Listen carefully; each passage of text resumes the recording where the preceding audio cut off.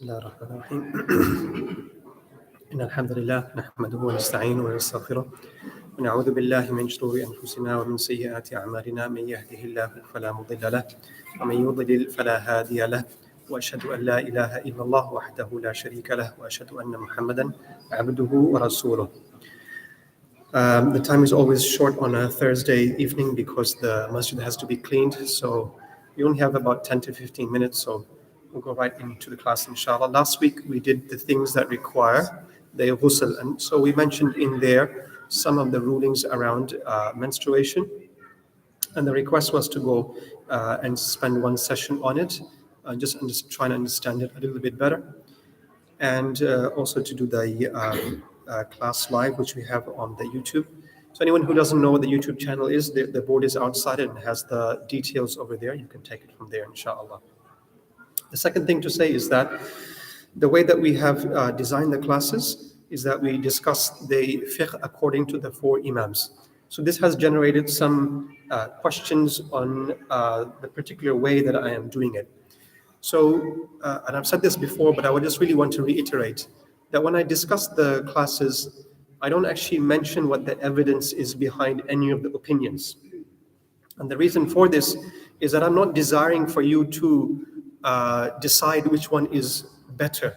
Because as I said, there is no such thing as what is better or what is more correct. You will find some of the scholars, they'll say that this method is more correct. And what you have to ask is, well, what method did you use to decide that this was more correct than the other? If you look at the opinion of Imam Shafi'i and you use his method, you will always come to the same conclusion. And if you took the method of Imam Abu Hanifa with the same evidence, you will always come to the same conclusion. So in reality, you can't say that Imam Shafi'i's method or opinion is better or Imam Hanifa's opinion is better, because the reality is how they looked at the evidence, they looked at it from a particular usul, and you can't compare them. So at the end of the day, when you learn the rules of the deen, the first thing you learn is what are the rules, okay? Then the second thing you learn is what are the usul. And then the third thing you learn is what is the evidence. And nowadays the problem is when you talk to a Muslim, the first thing they ask you is what is the evidence. And actually, that's the last thing you learn, because if I teach you all the different evidences, your brain you'll have a headache and you'll be like, I don't get it. Because you didn't understand what the rule is, you don't understand what the usul is, and you want to know the evidence before you know what the rule is. So for example, Imam Abu Hanifa says that minimum days of menstruation is 3 days. And you'll say, well, where's the hadith in Bukhari? Where's the hadith in Muslim? And you won't find it there because it's not in the Sihah Sitta. It's in Daraqutni, right? So the issue here is learn the rules first. And if you become a talib of ilm, then you will learn the usul and then you will learn all the evidence from there. That's the one thing I wanted to say. The second thing I want to say, when I was going to discuss menstruation, then I was told, don't do it. It's too complicated. And so what I'm going to be really doing is covering it as an overview and just giving you a sense that there's a lot more to learn than what we're just going to discuss in these 15 minutes. So I've already used 3 minutes of my introduction. The rest of it will go into it, inshallah. There are 5 numbers that you need to try and remember. And before we get to those numbers, you want to learn what is the definition of 3 types of bleeding, right? The number 1 is called hayd, which in English is called the menstruation or the period. And this is what is a flow from the uterus. So it comes from the womb of the woman. And the second is called istihada, which is an abnormal type of bleeding, okay? And the third is what is called nifas, which is a postnatal bleeding, so bleeding that comes after giving birth, all right? So we have hayd, we have istihada, and we have nifas. So when I start to talk about these things, I'm going to use these 3 Arabic words to try and remember what they mean. They're important to remember because hayd and nifas have the same rulings, that the woman cannot pray, she cannot touch the Quran, she cannot recite the Quran, she cannot be inside a masjid, she cannot pass through the masjid, she cannot do tawaf. All of these things we did last week. And she cannot have intercourse, if you remember it from last week. The istihada has a different ruling, which is like the person can pray, but they have to do wudu for each time of prayer. They can do everything else, like the reading of the Quran, the touching of the Quran, doing tawaf, having intercourse. So even though the bleeding is the same as the hayd, but when the woman is in istihada, the rules that apply to her are very different from the hayd. Now, you need to then understand why these are so important, because when it is hayd, the person cannot pray. If they prayed, they disobeyed Allah subhanahu wa ta'ala. And if they are in istihada and they thought that they are in their period and they did not pray, then that is also disobeying Allah subhanahu wa ta'ala. So the rules of menstruation are very critical. Then beyond that, the rules of menstruation are important because they determine divorce, they determine iddah, they determine lineage, and other things beyond that as well, that we're not going to be discussing today. So these actual rules are what we call fard ayn, that every woman should know these rulings. So alhamdulillah, all of the people that are here in front of me are men, of course, but I hope that you will convey these messages to the women. And the second thing I'd like to say is that, inshallah, we will develop a resource for the woman to be able to ask questions. One of the rights of women, all right, the rights of the wife on the husband is that the husband will teach the wife. That is a right of hers.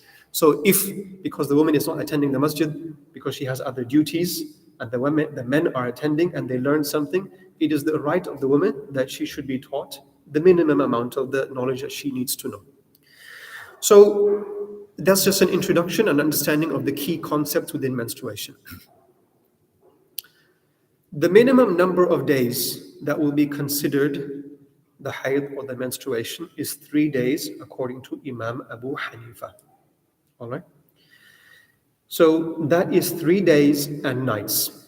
So you can consider it as 72 hours. But the actual technical definition is 3 days and 3 nights. If it is less than this, it is considered istihada. All right?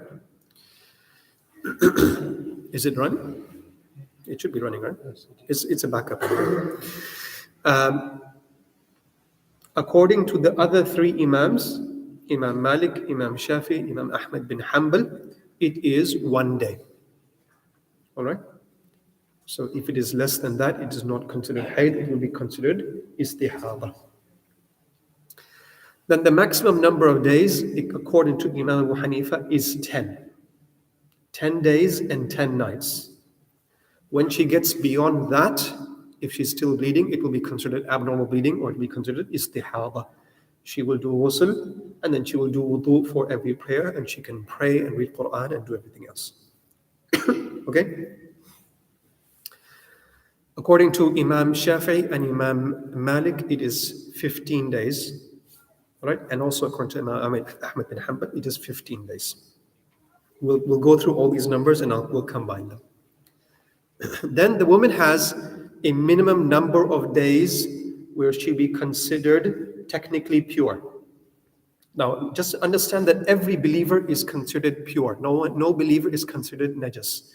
But when we consider the pure days and the tuhr days and the days of hayd, we are talking about the days where she is having the bleeding that prevents her from praying, and the days that are considered where she can pray.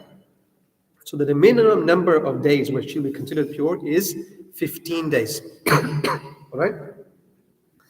That's according to all 4 of them, except for Imam Ahmad bin Hanbal has 2 saying. One of them is 13 days, which is the more mashhur of his madhab. All right? So we have minimum for Imam Abu Hanifa is 3 days, maximum 10 days, and the minimum pure days will be 15. The lowest age, I'm just recovering from a virus, so my throat is not that good.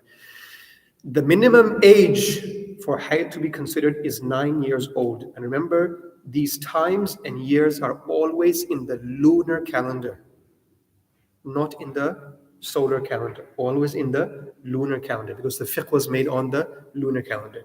9 years of age is minimum, and 55 years of age is the maximum. Any bleeding After that age and below this age will be considered what? Istihada. The rules of istihada will apply for that. So now there are 5, remember, numbers for Imam Abu Hanifa. There are 3, 10, 15, 9, and 55. Who can say that back to me? 3, 10, 15, 9 and 55. Okay, good. You guys are good at remembering. All right. So the 3 was minimum number of days. 10 was maximum number of days. 15 is minimum number of pure days. 9 years of age as the lowest age. 55 as being the maximum number of age. The others are 1 day minimum, 15 maximum, 15 minimum pure days. 9 is the lowest age. Excuse me. 9 years of age. So they are all pretty common here. The difference is the maximum age. Imam Shafi'i said 50. All right. Imam Malik said 70. And Imam Ahmad bin Hanbal said no upper limit. A woman can keep on menstruating. Medically, beyond 60, 62, you rarely see it. Right? Medically, below the age of 9, you rarely see it, but it can be menstruation. Okay, now understand that if a child under the age of 9 is regularly starting to have bleeding, then you should go and check them out with a doctor, but they can be having the menstruation. So actually all the laws of menstruation will apply to them. In addition, remember that a male gets to the age of puberty with ihtilam. All right? And a female gets to the age of puberty with her menstruation. All right? So these things the mothers should be teaching the children. The men should be teaching the boys what to look out for in terms of tahara. As they get to the age of 12, 13, 14, they should be taught all the rules of tahara. And the mothers should be teaching the daughters all the age of menstruation before it is possible for them to reach it, because they should know that if they start to have bleeding, what is this? What do they need to do? All right? That is 12 minutes. I'm going to stop here. Are there any questions? Just the number 15, what was that again, about pure days? Okay, the number of pure days. So let me give you an example. 1st of June, a woman starts menstruating. 6th of June, she stops. All right? Now, that was her regular period, 6 days. 10 days later, 16th of June, she starts bleeding again. All right? There was no minimum 15 days. That second period on the 16th of June will now be considered istihada, even if it looks exactly the same as the first one. So the Sharia has given her 15 days of a minimum period. That will be considered her pure days. All right? So if the bleeding occurs again within that time, that will be considered istihada. Important to know, because the 16th of June she'll be saying, do I pray or do I not pray? The answer is she has istihada. So what should she do? She makes wudu for each prayer time. And is there a maximum pure days, or is it just a minimum? There is no limit to the maximum pure days. So a woman does not have a period for 14 years. There's no issue with that. Okay. All right? So you have to understand that this is something that is from Allah subhanahu wa ta'ala, and that the periods themselves is a sign of the fertility of a woman. If she never had periods and never had these things, she could not have children, right? So although this is an adha that Allah subhanahu wa ta'ala himself says, يَسْأَلُونَكَ عَنِ الْمَحِيضِ قُلْ هُوَ adha, right? It is from Allah subhanahu wa ta'ala, but in itself is a rahmah from Allah subhanahu wa ta'ala, because it's giving the woman the fertility. Any other questions? Inshallah, my wife is here in the women's section, so if there's women who want to ask questions, they can give the questions to her, inshallah, and I'll try and answer them next week. And inshallah, we'll try and develop a format where women can come and ask questions. There's a hadith from the Prophet ﷺ that Sulaim came to the Prophet ﷺ and said that, can women have a wet dream? Right? Now, I don't want to give the answer, but what I want to show is that the Sahabiyat radiallahu anhum came to the Prophet and asked them about a wet dream of a woman. Right? So the Prophet ﷺ actually taught them, La haya fi din. Don't have haya in the matters of deen. If there is a masala you don't know the answer to, you should go and ask. Don't say, oh, this is about menstruation, this is about bleeding, I should keep it private and I should not ask. No, because there are so many laws pertaining to it, it is necessary for you to go and find out the answer. We'll stop here because Muhammad will get stressed out. He has to clean the masjid. We'll see you next week. Jazakumullahu khair. That's exactly 15 minutes now.